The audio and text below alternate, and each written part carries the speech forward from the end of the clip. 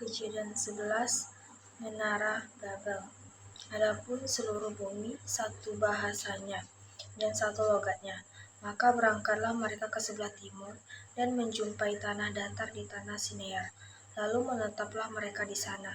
Mereka berkata seorang kepada yang lain, "Marilah kita membuat batu bata dan membakarnya baik-baik." Lalu bata itulah dipakai mereka sebagai batu dan tergala-gala sebagai tanah liat. Juga kata mereka, "Marilah kita dirikan bagi kita sebuah kota dengan sebuah menara yang puncaknya sampai ke langit. Dan marilah kita mencari nama, supaya kita jangan terserak ke seluruh bumi." Lalu turunlah Tuhan untuk melihat kota dan menara yang didirikan oleh anak-anak manusia itu. Dan ia berfirman, "Mereka ini satu bangsa dengan satu bahasa untuk selamanya."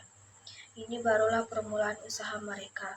Mulai dari sekarang, apapun juga yang mereka rencanakan, tidak ada yang tidak akan dapat terlaksanakan.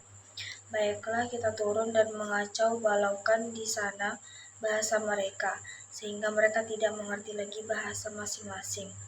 Demikianlah mereka diserahkan Tuhan dari situ ke seluruh bumi.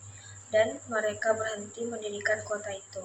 Setelah itu, sebabnya sampai sekarang nama kota itu disebut Babel, karena disitulah dikacau balaukan Tuhan bahasa seluruh bumi, dan dari situlah mereka diserahkan Tuhan ke seluruh bumi. Keturunan Sem. Inilah keturunan Sem. Setelah Sem berumur 100 tahun, ia memperanakkan Arpaksad. 2 tahun setelah Erbah itu, Sem masih hidup 500 tahun.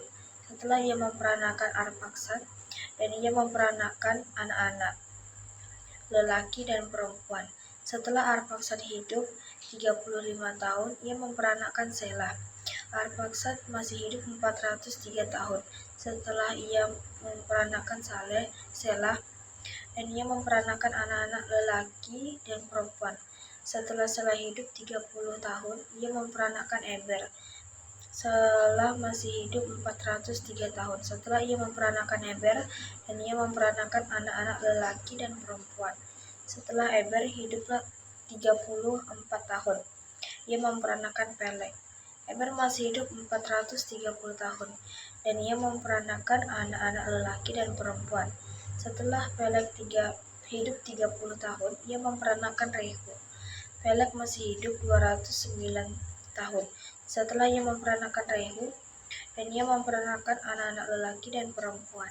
Setelah Rehu hidup 32 tahun, ia memperanakkan Serug. Rehu masih hidup dan 207 tahun. Setelah ia memperanakkan Serug, dan ia memperanakkan anak-anak lelaki dan perempuan. Setelah Serug hidup 30 tahun, ia memperanakkan Nahor. Serug masih hidup 200 tahun. Setelah ia memperanakkan Nahor, dan ia memperanakkan anak-anak lelaki dan perempuan. Setelah Nahor hidup 29 tahun, ia memperanakkan Tera. Nahor masih hidup 119 tahun. Ia memperanakkan Tera, dan ia memperanakkan anak-anak lelaki dan perempuan. Setelah Tera hidup 70 tahun, ia memperanakkan Abram, Nahor, dan Haran. Daftar keturunan Tera. Inilah keturunan Tera.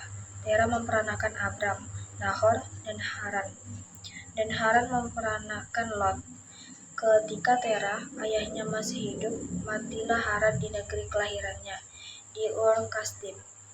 Abram dan Nahor kedua-duanya kawin.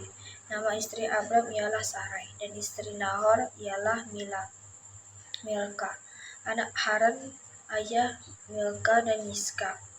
Sarai itu mandul, tidak mempunyai anak. Lalu Tera membawa Abram anaknya serta cucunya Lot, yaitu anak Haran, dan Sarai menantunya, istri Abram anaknya. Ia berangkat bersama-sama dengan mereka dari Ur Kasdim untuk pergi ke tanah Kanaan. Lalu sampailah mereka ke Haran dan menetap di sana. Umur Tera ada 205 tahun, lalu ia mati di Haran.